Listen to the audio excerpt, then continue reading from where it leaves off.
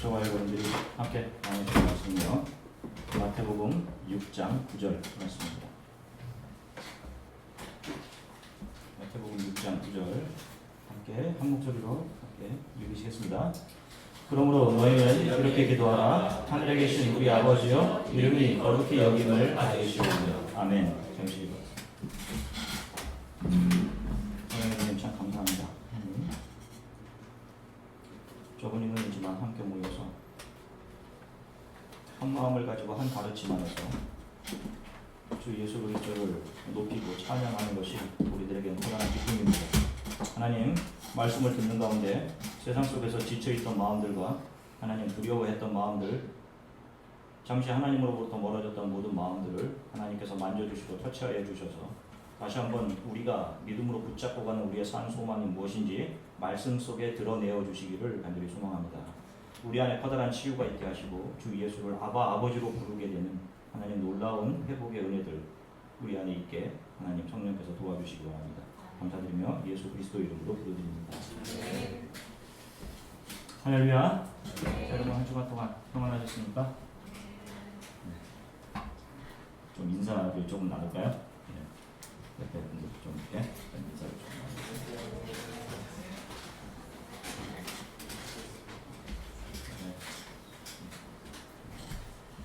자, 우리가 지난 시간에 기도에 대해서 포괄적으로 살펴보았어요. 기도는 나의 감정을 가지고 세상의 다른 것을 찾아가지 않고 하나님 앞으로 가져가서 그분 앞에 우리의 감정을 쏟아놓는 것이라고 말씀을 드렸습니다. 그래서 성도는 많이 기도할수록 하나님과 친밀한 관계를 유지할 수 있고 그분의 뜻을 더 잘 이해할 수 있게 돼요. 하나님의 은혜를 경험하는 세 가지 수단이 있는데 그것이 말씀과 기도와 성찬입니다. 그러면 기도로서 우리는 더 거룩해져 가고 예수 그리스도를 닮아져 갈 수 있는 거예요. 기도하는 가운데. 자, 오늘은 지난 시간에 이어서 계속 기도에 대한 말씀을 이어가겠는데요. 특히 우리가 예배 때 함께 기도문으로 고백하는 주기도라고 부르는 주님이 가르쳐 주신 기도를 몇 주에 걸쳐서 이제 좀 자세히 살펴보겠어요. 우리의 기도의 내용이 어떤 것이어야 되는지. 자, 전통적으로 하나님과 이스라엘 백성과의 관계는 율법을 매개로 한 언약, 계약에 의해 맺어진 관계였습니다. 이스라엘 백성들과 하나님과의 관계가요. 그래서 대표적인 언약식이 바로 시내산에서 이루어졌는데 그 계약에서 중요한 것이 바로 모세를 통해서 이스라엘 백성들에게 주어졌던 율법이었어요. 전통적으로 이스라엘은 613개 항목을 율법으로 지킵니다. 613개예요. 이것을 10개로 요약해 놓은 것이 바로 10계명입니다. 이스라엘은 바로 이 율법을 통해 하나님과 언약 관계로 맺어진 민족이었고 성경은 이들을 광야 교회 이렇게 불러요. 그래서 구약의 이스라엘 백성 광야 교회는 시내산 계약, 시내산 언약을 통해 맺어진 그런 백성들입니다. 그런 교회이고요. 자, 이 언약식이 맺어지던 그 상황을 우리에게 성경에 보여주는데 그것이 출애굽기 24장 3절부터 8절까지 말씀입니다. 함께 한 목소리로 읽으시겠습니다. 모세가 와서 여호와의 모든 말씀과 그의 모든 율례를 백성에게 전하매 그들이 한 소리로 응답하여 이르되 여호와께서 말씀하신 모든 것을 우리가 준행하리이다. 모세가 여호와의 모든 말씀을 기록하고 이른 아침에 일어나 산 아래에 제단을 쌓고 이스라엘 12지파로 12기둥을 세우고 이스라엘 자손의 청년들을 보내어 여호와께 소로 번제와 화목제를 드리게 하고 모세가 피를 가지고 반은 여러 양푼에 담고 반은 제단에 뿌리고 언약서를 가져다가 백성에게 낭독하여 듣게하니 그들이 이르되 여호와의 모든 말씀을 우리가 준행하리이다. 모세가 그 피를 가지고 백성에게 뿌리며 이르되 이는 여호와께서 이 모든 말씀에 대하여 너희와 세우신 언약의 피니라. 아멘. 자 보세요. 백성에게 율법을 주시고 하나님은 그들과 언약식을 이제 거행하시는 거예요. 언약의 증거가 무엇입니까? 피예요. 이 언약은 피로 맺어지는 언약이에요. 이스라엘 백성들이 준비해 온 소를 잡아서 그 피를 양푼 여러 개다 담고 반은 모세가 그 피를 제단에 뿌립니다. 그리고 남은 반을 이스라엘 백성들에게 뿌려요. 이스라엘 백성들을 향해서 뿌립니다. 그러면서 하나님과 이스라엘 백성 간의 언약 관계가 성립돼요. 하나님은 그들에게 하나님 되시고 이스라엘 백성들은 하나님의 종 되는 겁니다. 그리고 그 백성들은 언약식을 모세가 언약 그 조항들을 낭독하자 그 약속을 지키겠습니다 라고 이야기해요. 그 언약 내용들이 바로 신명기 28장 전체에 나와 있는 내용들이에요.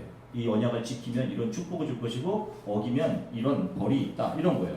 피의 맹세입니다. 그래서 이스라엘은 하나님을 롤드, 주, 퀴리오스라고 부르며 하나님과의 관계가 주인, 종의 관계로 신의 산에서 맺어지게 된 겁니다. 율법을 매개로 해서요.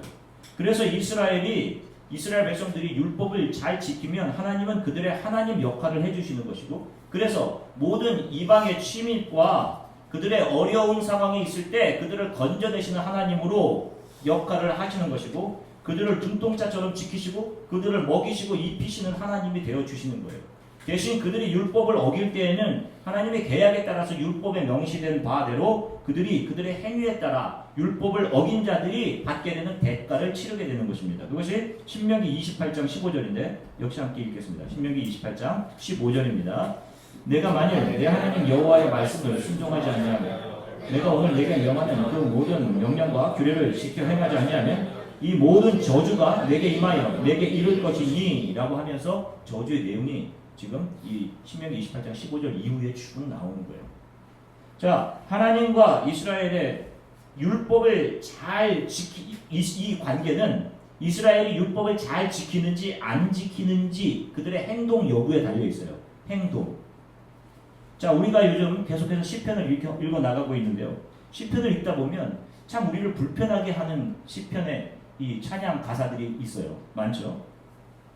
대표적으로 한번 읽어볼게요. 우리가 이번 주 중에 읽었던 내용인데 시편 137편 9절입니다. 시편 137편 9절 한번 같이 읽겠습니다. 너희 아이들을 붙잡아 그들을 바위에 내리치는 자는 복이 있는 사람이다. 그럼 어떠세요? 읽으면서 저는 이걸 읽으면서 얼마나 마음이 별로 안 좋았는지 몰라요. 자, 자신들을 포로로 잡아간 바벨론의 사람들에 대한 저주에 가까운 요구를 하나님께 드리는 거거든요. 자, 여러분 어떠세요? 성경 계속 읽어나가신 분들 이런 부분들이 많이 나오잖아요. 저들의 머리에 7배나 갚아주세요. 뭐 이런 내용도 있고. 캄보디아에 작년에 가신 분들은 CM립으로 가셨기 때문에 우리가 방문하지 못했지만 2년 전에 가셨던 분들은 아마 프놈펜으로 가셨던 분들은 그 킬링필드의 현장을 우리가 잠시 들러본 적이 있죠. 거기에 보면 사람을 수백만 명의 사람을 죽이잖아요. 그런데 어떤 사람을 죽이냐면 부르주아의 냄새가 나는 사람들을 다 죽인단 말이에요. 얼굴이 하얘도 죽이고 그 사람들의 가족들도 죽이고. 그러니까 나라를 농사짓는 나라로 만들려고 한 거잖아요. 그죠? 이 폴포츠가. 거기 보면 어떤 사진이 있냐면 아이의 다리를 잡고 나무에다 내려치는 장면이 있어요. 이거 보면서 어때요? 어떻게 인간이 이렇게 악할 수가 있을까? 그 악함에 전율했죠. 자, 그런데 이스라엘은 자신들에게 잘못한 민족에게 그렇게 보복해달라는 거예요. 아무것도 알지 못하는 그 아이들을 붙잡아 바위에 내리치는 자가 복이 있을 것이다. 이런 기도를 한단 말이에요. 이것이 얼마나 불편한지 몰라요. 신약 교회 안에 있는 우리들에게는요. 그래서 어떤 분들은 구약의 하나님을 믿지 않는다라고 하는 분들도 있어요. 이게 무슨 은혜의 하나님이고 자비의 하나님이냐. 그런데 이것은 성경을 전체적으로 이해하지 못하기에 범해지는 오류예요. 구약에서 이런 기도를 할 수 있었던 것은 그들과 하나님의 관계가 계약 관계였기 때문에 그런 거예요. 계약 관계. 그들의 행동에 의해서 율법의 계약에 명시된 대로 하나님께 요구할 수 있었기 때문에 그들은 정당하게 요구한 겁니다. 그래서 이런 관계는 그들과 하나님의 관계가 언약 관계, 주종 관계였기 때문에 그 안에서 가능한 기도였어요. 그 안에서는 행한 대로 갚아주시는 하나님이 성립하기 때문이에요. 자, 언약 관계에 있는 이 이스라엘의 기도는 자신들이 잘 지킨 율법을 근거로 하나님께 자신들이 원하는 것을 요구하는 그런 방식, 이런 복을 우리에게 주십시오. 내가 이런 것을 했으니까. 이런 방식의 기도였어요. 자, 예수님이 오시기 전까지 이런 방식의 기도가 광야교회, 구약교회 안에 만연되어 있었습니다. 그래서 이들은 11조 이렇게 막 대충 헌금 대충 하면서, 그래서 말라기에서 누가 성전 문 좀 닫아라, 그런 헌금 가지고 오지 말아라, 이렇게 한단 말이에요. 자신의 종교적인 열심과 율법을 철저히 지킨 열심을 근거로 그들이 이렇게 기도할 수 있었던 겁니다. 나는 일주일에 2번 금식하고 11조를 꼬박 바칩니다. 불의, 토색 가늠하지 않았고 저 세리와 같이 살지 않았음을 감사드립니다. 이런 기도를 할 수 있었던 거예요. 자신의 율법을 지키는 열심을 근거로 하나님 앞에 나아간 겁니다. 내 열심을 봐주세요. 내 선한 행위를 봐주십시오. 내 정의를 봐주십시오. 라고 하고 하나님 앞에 나아간 거예요. 실은 율법을 근거로 본다면, 신의 산 언약에 의해서 이 바리새인의 이 기도를 본다면, 이 기도는 광야 교인들이 오랫동안 그 역사 동안 그들이 했던 기도 중 상당히 훌륭한 기도에 속하는 거예요. 사실은. 왜? 자신의 철저한 노력과 행위를 근거로 정당하게 하나님 앞에 요구할 수 있었기 때문에, 신의 산 언약에 의하면. 그런데 예수께서는 저를 불쌍히 여겨주세요. 저는 죄인입니다. 라고 기도했던 세리의 기도를 의로운 기도라고 해주시잖아요. 그가 의로운 기도를 했다라고 해주신단 말입니다. 이것이 은혜와 진리이신 메시아 예수께서 이 땅에 오신 후 달라진 거예요. 진리가 오신 후 더 이상 진리 흉내내는 자들, 기껏해야 다른 이들보다 좀 더 나은, 저 사람보다 조금 더 나아 보이는 그런 정의나 의, 그런 것들을 절대선, 절대의인 것처럼 자랑하는 그들의 의는 자랑하기 위해서 주어진 것이 아니라 하나님 앞에, 예수 그리스도 앞에, 절대 진리 앞에, 땅에 오신 하나님 절대 진리 앞에 깨어져야 할 것에 불과한 거예요. 그래서 지금 예수께서 산에서 그것들을 깨어 부수는 일들을 하시는 거예요. 자기를 절대 진리로 세워 보여주시면서. 그래서 예수께서 이 땅에 오셔서 외친 복음으로의 초대가 바로 회개하라였던 겁니다. 회개하라. 율법을 잘 지켜라. 이게 아니에요. 절대 진리이신 하나님이 이 땅에 오셨기에 그 하나님의 모습을 통해서 자기 자신을 바라보고 죄와 기만으로 가득 찬, 지금까지 의롭다라고 생각했던 나 자신, 그 모든 것이 나 중심이고 내 가치를 증명해내기 위한 것이었고 나 자신을 과시하기 위한 의였음에 정의였음이 드러나서 그분의 발 앞에 엎드려 회개하는 자들, 바로 이런 자들이 신약교회 은혜와 진리이신 예수 그리스도를 따르는 성도들, 바로 신약교회의 특징인 거예요. 이들이 바로 하나님을 더 이상 주인이 아닌 아버지로 부를 수 있게 된 사람들인 겁니다. 이들이 어떻게 하나님을 아버지로 부르게 된 것인지 좀 살펴볼게요. 이건 역시 언약에 의해서예요. 자, 이제 새롭게 세워지는 언약을 한번 보겠습니다. 마태복음 26장 27절부터 28절입니다. 앞에 보고 함께 읽으시겠습니다. 또 자네가 시사 감사기도 하시고 그들에게 주시기에 이르시되 너희가 다 이것을 마시라. 이것은 죄의 사함을 얻게 하려고 많은 사람을 위하여 흘리는 바 나의 피 곧 언약의 피니라. 아멘. 자, 보세요. 지금 예수께서 잡히시기 전날 밤 새로운 언약이 맺어집니다. 새로운 계약이. 이제 신약산 계약이 종료되고 새로운 언약이 맺어지는 거예요. 제자들과 만찬을 하시면서 이 자리에서 언약을 맺으시면서 예수께서 제자들에게 떡과 포도주를 나눠주셔요. 떡은 나의 몸이라고 하시고 포도주는 죄사함을 얻게 하려고 많은 사람을 위하여 흘리는 나의 언약의 피다. 이런 말씀을 하십니다. 무슨 언약인가요? 스스로 하나님처럼 되어서 하나님과 등 돌려 스스로 절대 정의요 선이 되어 살아가는 인간들의 죄를 아무런 조건 없이 용서해 주시고 그 죄가 받아야 할 모든 대가를 예수 자신이 십자가에서 다 받아내시고 영원한 지옥의 고통을 겪어야 할 것을 십자가에서 예수께서 지옥의 고통을 당하심으로 우리를 하나님의 자녀로 연결시켜 주시는 십자가 언약, 값없이 조건 없이 주시는 은혜 언약이에요. 소의 피가 신해산 언약에서 제단에 뿌려졌던 것처럼 예수의 피가 십자가에서 우리들에게 뿌려지는 겁니다. 그래서 우리가 성찬식 때 그것을 기억하면서 그 뿌려진 포도주를 예수의 피로 여기고 마시는 거예요. 기억하는 거예요. 우리가 은혜 언약 안에 있습니다. 라고 생각합니다. 이 은혜 언약 안에서 하나님의 부르심을 입어서 하나님을 아버지로 부르는 사람들이 바로 성도이고 교회인 거예요. 신약교회인 겁니다.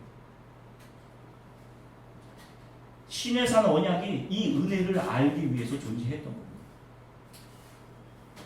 이제 우리들에게 적용되는 것이 바로 이 신의 산 언약이 아닌 은혜 언약인 거예요.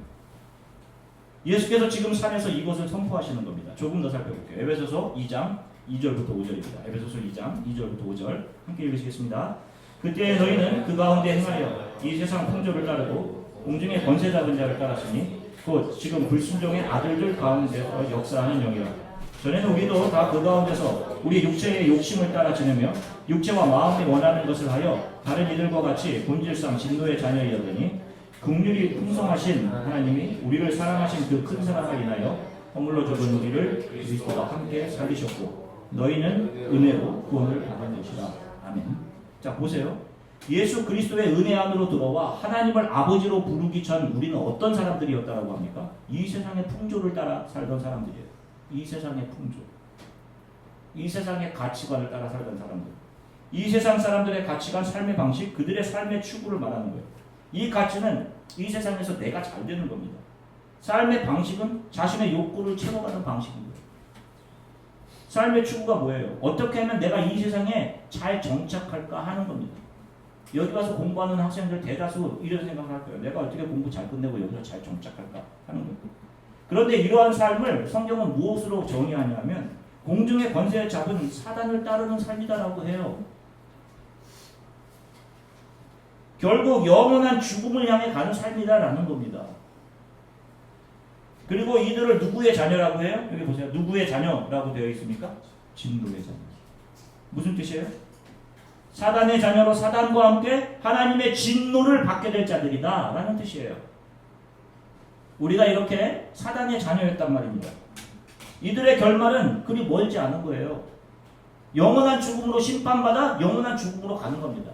우리가 앞으로 살아갈 만큼 남은 거예요. 그런데 그들 중에 하나님의 말씀 복음을 듣고 회개하고 예수의 발 앞에 엎드리는 자들이 있습니다. 긍휼이 풍성하신 하나님께서 그들을 죄와 허물로 죽은 상태에서 그들을 건져내셔서 하나님의 자녀로 그들을 삼아주시는 거예요. 은혜로. 그들이 이 은혜를 알게 되어서 예수의 발 앞에 엎드려서 감당할 수 없는 은혜 감사합니다. 제가 감히 하나님의 자녀라 불릴 자격이 없습니다. 어떻게 저에게 이런 은혜를 주십니까? 라고 고백하는 자들인 거예요. 그들이. 이제 예수께서 오신 후 우리는 우리의 의를 근거로 하나님께 복을 요구하는 기도를 더 이상 드리지 않습니다. 신의 산 언약에 매여 있는 자들이 아니기 때문이에요.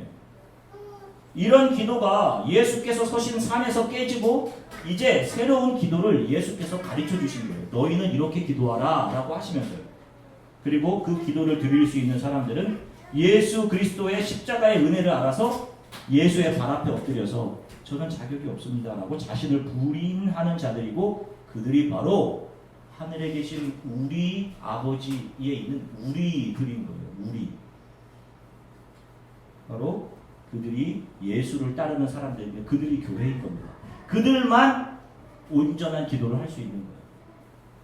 그래서 지금 예수 그리스도를 믿고 따르는 교회는 예수 그리스도의 앞에서 발 앞에서 깨짐을 경험한 사람들이에요. 깨짐을 경험한 사람들이 모임이 이 은혜 언약 안에 있는 신약 교회인 겁니다.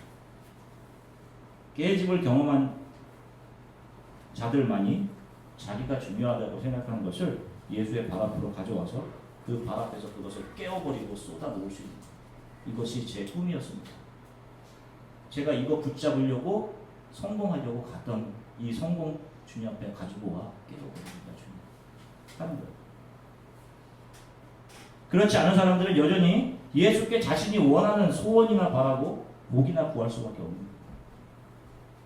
그러나 자녀들은 가장 큰 복이 자신을 아무런 조건 없이 거부할 수 없는 사람으로 하나님의 자녀 삼아 주신 것을 가장 큰 복으로 여기는 거예요.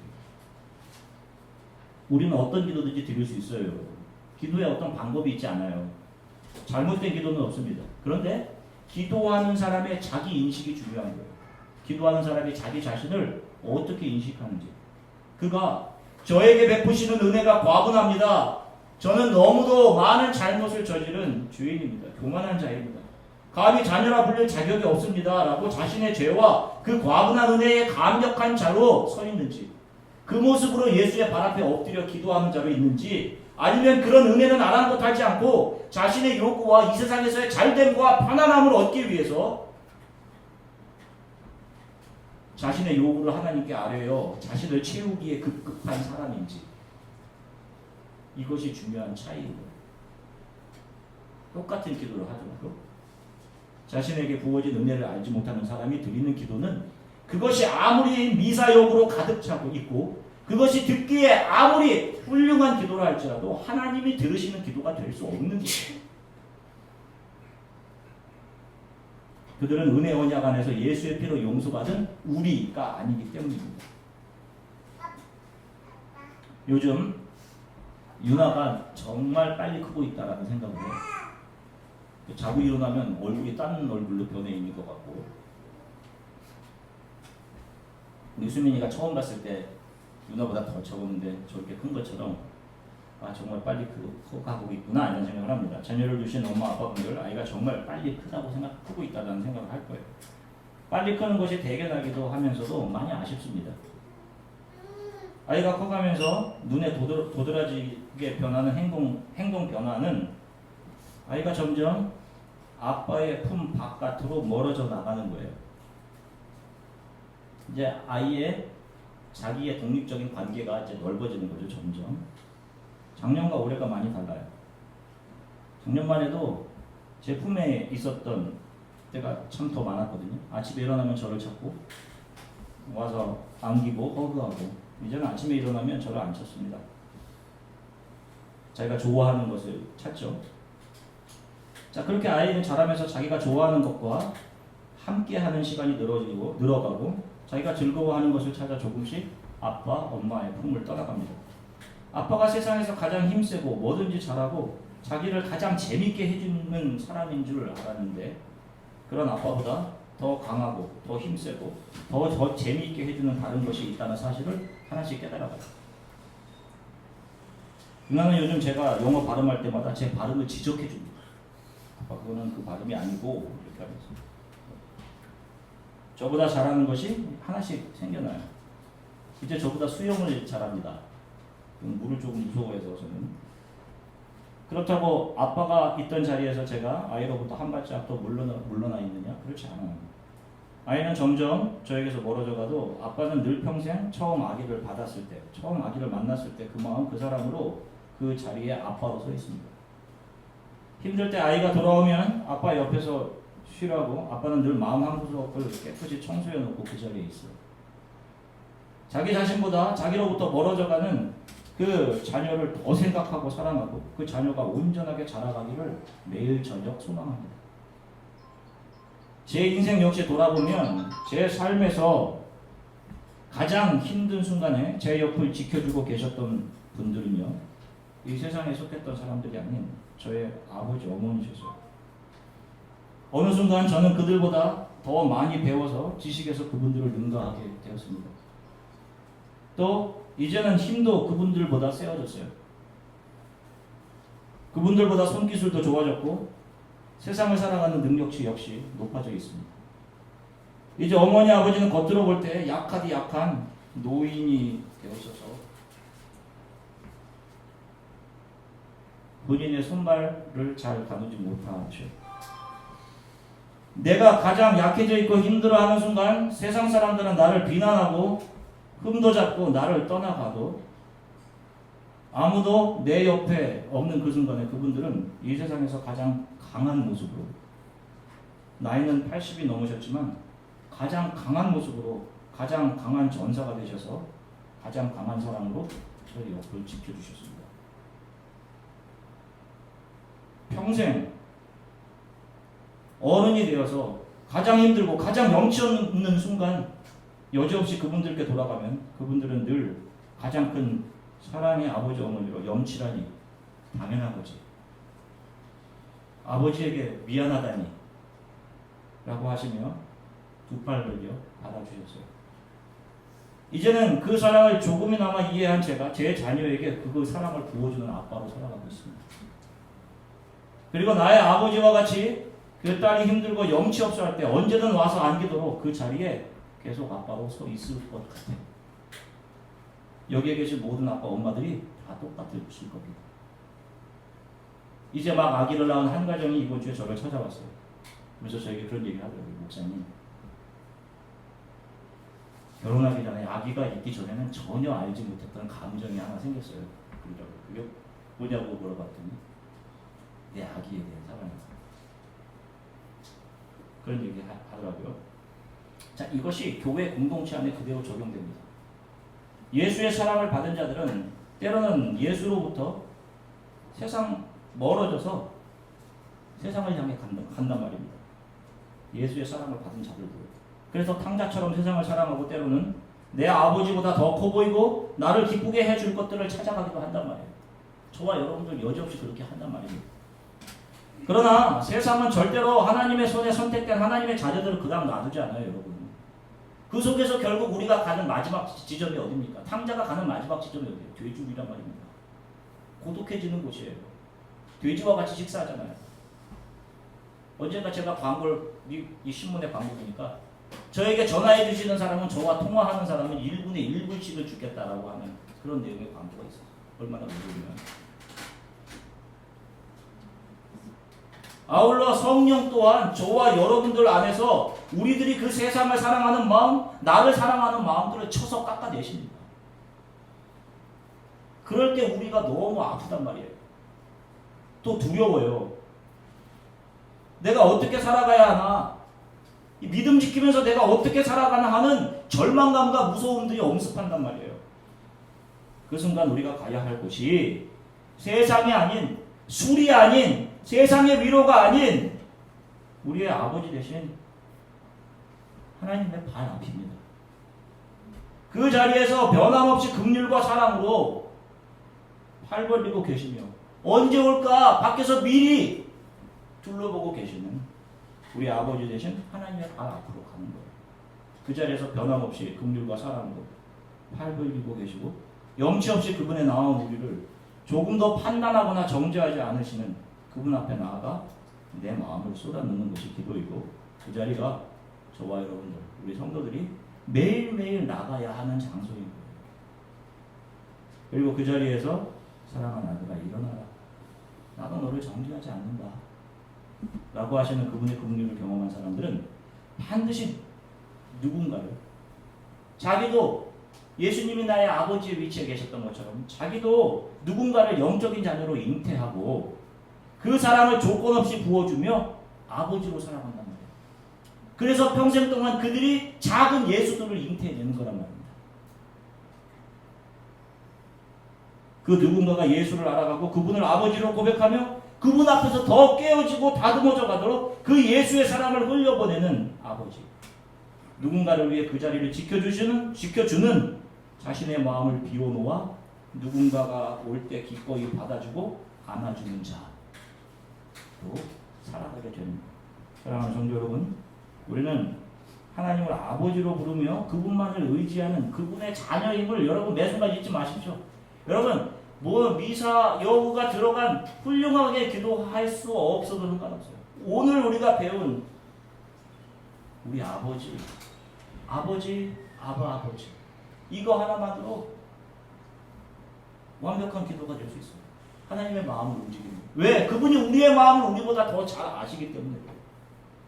여러분 내가 가장 힘들 때 찾아가는 곳이 어딘지 생각해 보시라고요. 여러분 그곳이 예수의 발 앞, 하나님의 발 앞. 여러분 기도하는 자리여야 돼요. 여러분들이 크리스천이라면요.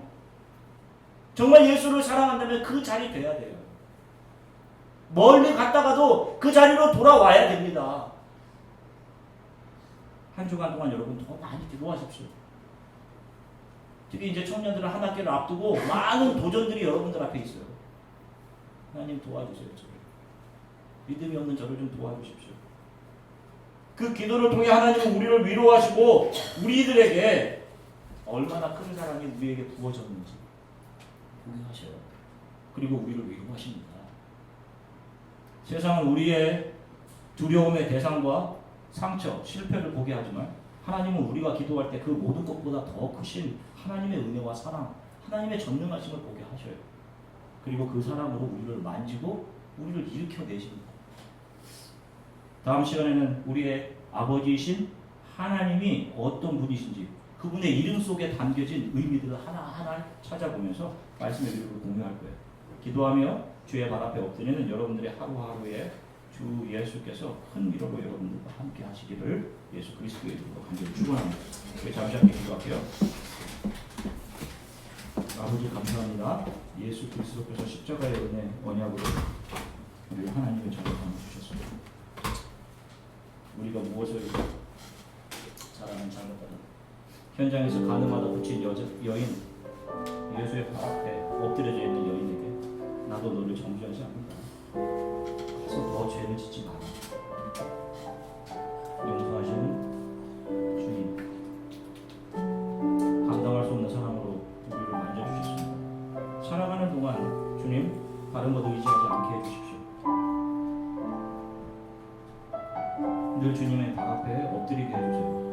힘든 저를 사랑으로 만져주시고 하나님 주님만 의지하며 살아가게 해주세요. 피곤함과 모든 걱정들 있을 때마다 주님의 발 앞에 내려놓게 하시고 나를 누구보다 잘 아시는 주님 늘 다른 품에 안기기를 원하고 때로 다른 것을 의지해서